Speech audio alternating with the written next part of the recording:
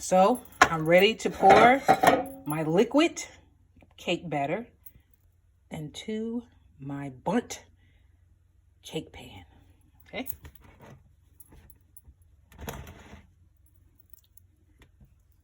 How many of you eat the batter? Did you know it's raw eggs? You're not supposed to eat it?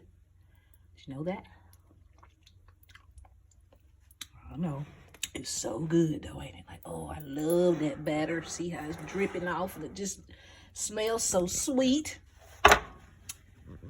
But if you eat the cake batter, it's like you're eating raw eggs. Raw eggs have bacteria in them. Even though it's tempting, try not to do it, okay? Okay.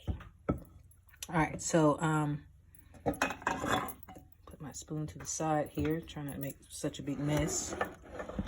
And I'm just gonna pour it on in. So you're learning two things here. You're learning science and you're learning how to cook.